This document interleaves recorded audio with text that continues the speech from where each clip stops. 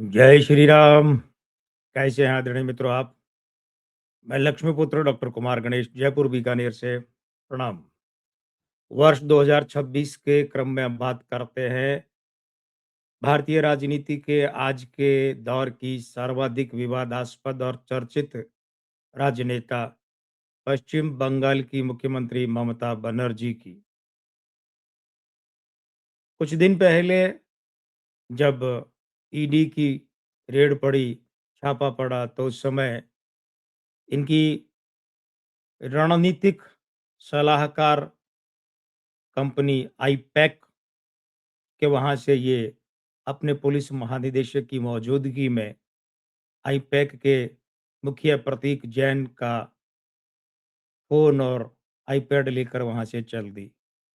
और अब supreme court में, हाई कोर्ट में इस सब के बारे में मुकदमेबाज़ी चल रही है। कयास लगाए जा रहे हैं कि क्या ममता बनर्जी को इस बात के लिए गिरफ्तार किया जा सकता है? क्या इन्हें बर्खास्त किया जाएगा? क्या पश्चिम बंगाल में राष्ट्रपति शासन लागू होगा? ये सारी बातें हवा में तैर रही हैं, तो एक-एक करके बात लेते हैं। देखिए, ममता बनर्जी का समय तो ऐसा है कि वो तगड़ी परीक्षा लेगा इनकी, इस वर्ष। और अब ये संयोग कहिए या भाग्य का प्रयोग कहिए कि इसी वर्ष पश्चिम बंगाल में विधानसभा चुनाव होने हैं।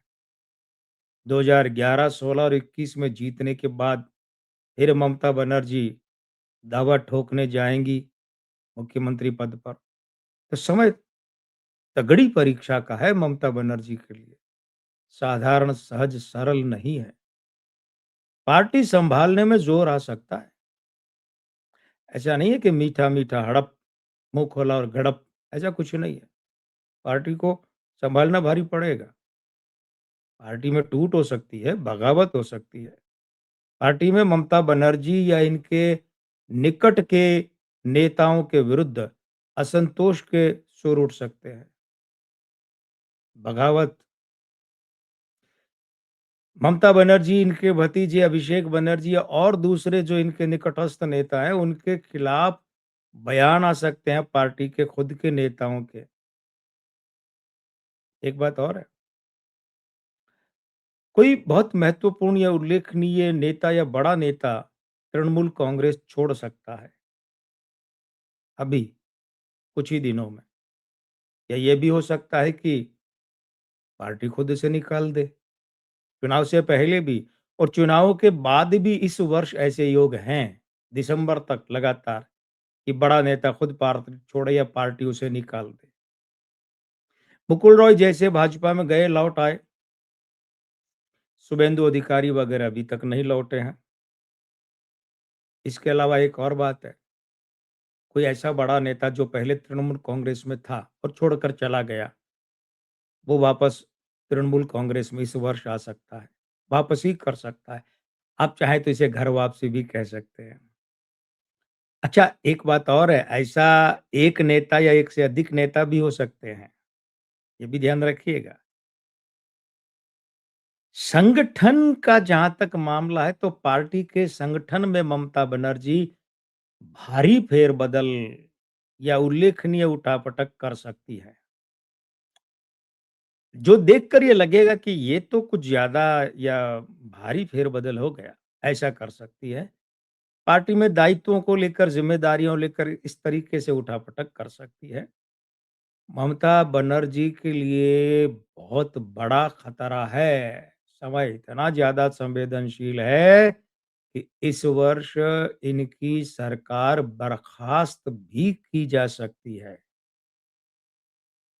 और अगर इनकी सरकार बर्खास्त कर दी जाए, तो आप अचंभा मत कीजिएगा। ध्यान रखिएगा, हम ये नहीं कह रहे हैं कि इनकी सरकार बर्खास्त की ही जाएगी, लेकिन हम ये कह रहे हैं कि की जा सकती है, और अगर हो जाए ऐसा तो अचंभा मत कीजिएगा। इनकी सरकार बर्खास्त कर यहाँ राष्ट्रपति शासन लागू किया जा सकता है। और कोई बड़ी बात नहीं है कि राष्ट्रपति शासन में ही विधानसभा चुनाव करवा लिए जाएँ। अगर ऐसा भी हो जाए तो भी आप अचंभा मत कीजिएगा, योग तो ये भी बनते हैं। यही बनते नहीं है, ये भी बनते हैं।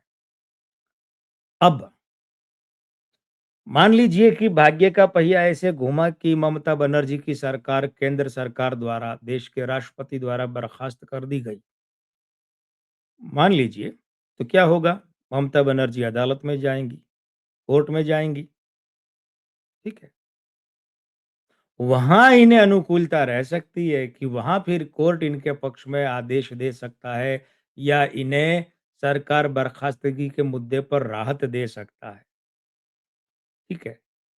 लेकिन यहाँ एक पेंच भाग्य का और फँसता दिख रहा है। वो ये है कि ममता बनर्जी की मान लीजिए सरकार बर्खास्त हो गई, ये चली गईं, सुप्रीम कोर्ट में चली गईं, है ना? उस मौके पर सीधे सुप्रीम कोर्ट ही जाएँगी। वहाँ सुप्रीम कोर्ट ने इनके पक्ष में राहत देने वाली बात वो कर दी। लेकिन कोई ऐसा तकनीकी पेंच या संविधान के दायरे का पेंच फँस जाएगा, संवैधानिक कारण आ जाएगा कि उस राहत का जो सुप्रीम कोर्ट इन्हें राहत देगी, वो शायद इनको लाभ नहीं मिल पाए। ये ध्यान दीजिएगा। ममता बनर्जी को कोर्ट राहत का आदेश दे सकता है, लेकिन अगर कोई ऐसा तकनीकी या संवैधानिक पेंच फँस जाए कि वो आदेश पक्ष में होकर भी लाभ नहीं मिल पाए समुचित रूप से, तो कोई अचंभा मत कीजिएगा, ऐसा हो सकता है। जैसे आपको याद होगा कि महाराष्ट्र में उद्धव ठाकरे ने त्यागपत्र दिया और एकनाथ शिंदे ने सरकार बनाई, तो वहाँ जो मुख्यमंत्री थे भगत सिंह कोश्यारी, उन्होंने शिंदे को मुख्यमंत्री पद की शपथ दिलवा दी। मामला सुप्रीम कोर्ट में पहुंचा तो सुप्रीम कोर्ट ने क्या कहा था कि एकनाथ शिंदे की सरकार अवैध है। राज्यपाल का यह कदम कि शिंदे को मुख्यमंत्री की शपथ दिलवाई, ये गलत है। ठीक है? तो इसका मतलब लोगों के मन में ये है कि अब उद्धव ठाकरे की सरकार फिर से आएगी और शिंदे की सरकार बर्खास्त होगी। वो उम्मीद कर रहे थे क्योंकि कोर्ट ने तो मान लिया कि शिंदे की सरकार ही अवैध है। लेकिन सुप्रीम कोर्ट ने कहा कि चूंकि उद्धव ठाकरे ने खुद अपने पद से इस्तीफा दिया है, इसलिए हम उनकी सरकार बहाल नहीं कर सकते। भले चाहे शिंदे सरकार अवैध है। अगर उद्धव ठाकरे खुद इस्तीफा नहीं देते, विधानसभा में पटल पर बहुमत साबित करने का मामला होता और वहाँ वे बहुमत साबित नहीं कर पाते और फिर त्यागपत्र होता तो सरकार बहाल की जा सकती थी। लेकिन उन्होंने तो मत विभाजन का सामना ही नहीं किया। मत विभाजन से पहले ही त्यागपत्र देकर निकल लिए। इसलिए हम उद्धव ठाकरे की सरकार बहाल नहीं कर सकते। ध्यान दीजिएगा, सुप्रीम कोर्ट का फैसला उद्धव ठाकरे के पक्ष में था, लेकिन लाभ नहीं मिल पाया क्योंकि एक संवैधानिक पेंच आ गया। ऐसा कोई पेंच ममता बनर्जी के भी आ सकता